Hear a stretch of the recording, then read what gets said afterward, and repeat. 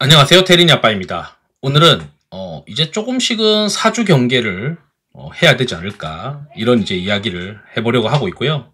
사전에 이제 우리가 어떤 일들이 벌어지면은 내가 현금을 좀 찾아야 되겠다라고 머릿속에 넣고 이제 앞으로 시장을 맞이해야 된다, 이런 이제 이야기를 하고 싶어요. 예, 영상 속에 이제 그 리스크 관리된 코드들은 이 구글 콜앱 코드를 유튜브 멤버십 회원분들 중에서 눈꽃빙수 회원분들에게는 이제 그 게시물로 올려드리고 있고요. 비공개 텔레그램 채널에 참여할 수 있는 거는 라떼 이상부터는 다 가능합니다. 초대 주소는 회원 전용 게시물에서 확인 부탁드리고요. 영상이 도움되셨다면 구독, 좋아요, 알람 설정도 부탁드리고, 다만 이제 유사투자자문 법령 때문에 댓글 기능을 정지해 놓았음을 양해 부탁드리겠습니다.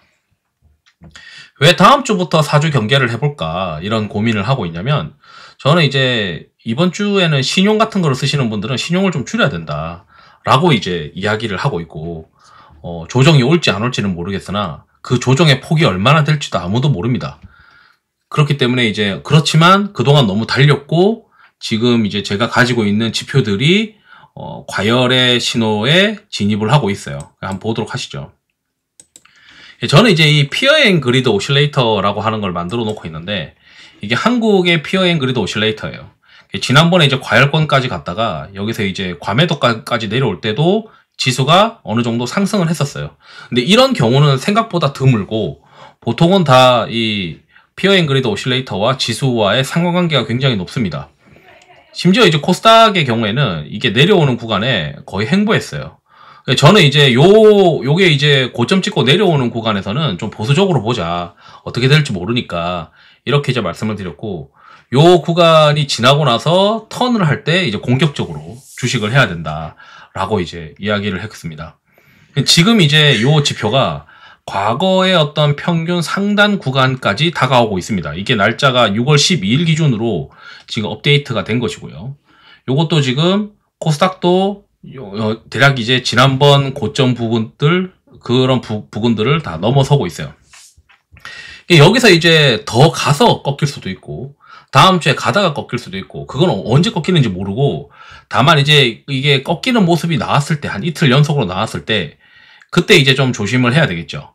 그럼 이제 우리가 생각을 했을 때, 지금 현재 과열권으로 들어갔고, 보통 시장이 꺾이려면 매크로 이슈가 터져야 그 시장이 꺾입니다. 그냥 이제 뭐 개별 주식이 뭐 실적 쇼크 나가지고 시장이 꺾이거나 그런 경우는 잘 없어요. 보통 이제 매크로 이슈가 시장을 충격을 주는데, 경제 캘린더를 좀 보죠. 경제 캘린더를 보게 되면 이게 이제 investing.com에서 다음 주에 대한 일정이에요. 다음 주 일정을 보면 이제 시장에 어느 정도 충격을 줄 수 있는 일정이 뭐가 있냐면, 여기 이제 금리 결정이 있습니다. 연준의 금리 결정이 6월 19일이에요. 그래서 연준의 금리 결정이 시장에 어떻게 영향을 줄지, 긍정적으로 줄지 아니면 뭐 안 좋게 줄지, 그건 알 수가 없지만 이 금리 결정이 있고, 그 다음에 요 금리 결정 사이에 뭐가 있냐면, 제가 일정 정리를 해놓은 게 있는데, 지금 이제 G7 정상회담이 이제 15일부터 17일에 있습니다. 그래서 15일부터 17일 사이에 G7 정상회담에서 시장에서 뭔가 기대하는 게 안 나왔다 그러면은 뭔가 좀 삐걱거리기 시작할 것이고, 뭐 19일날 FOMC까지도 잘 보냈다, 문제가 없었다 라고 한다면 이제 시장은 나토 정상회담을 기다릴 겁니다. 그럼 나토 정상회담에서 이게 이제 우리 대한민국의 지금 주도주 성격이 조선, 방산, 원전 이렇게 되고 있는데, 그 중에서 이제 한 축인 방산이 6월 24일 이전에 차익 실현을 시달리는 어떤 그런 모습들이 나타날 수도 있고요.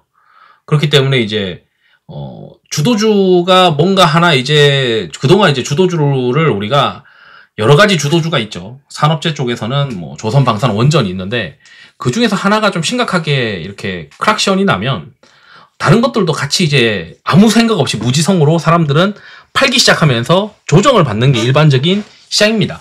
그렇기 때문에 다음 주부터는 우리가 허들로 넘어야 되는 이벤트들이 너무 많다는 거예요.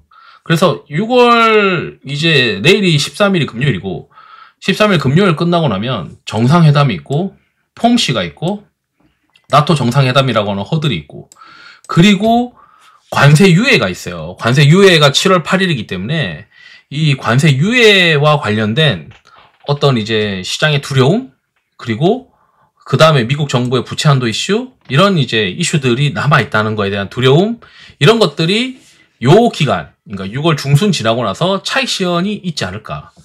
차익 시현에 대한 리스크 관리를 좀 하고자 하는 시장의 어떤 니즈가 있지 않을까. 이런 생각을 지금 하고 있습니다.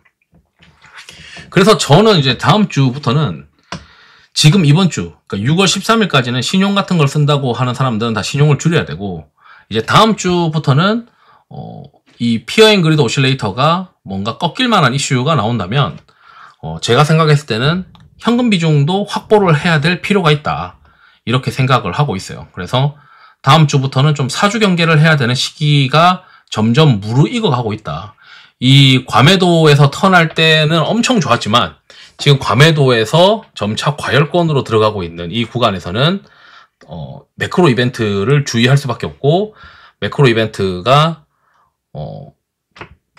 G7 정상회담, FOMC, 그 다음에 나토 회의가 이제 3가지, 나토 정상회담, 이렇게 3가지가 있습니다. 그래서 이 3가지가 시장의 기대치에 못 미치던가, 또는 미리 이제 세론이 나오다가, 또는 이제 뭔가 FOMC에서 시장에 불리한 이야기가 나오거나, 이렇게 될 수도 있기 때문에 유심히 봐야 될 것 같다. 이렇게 좀 말씀드리면서 영상을 마치도록 하겠습니다. 투자에 도움 되시길 바랍니다. 감사합니다.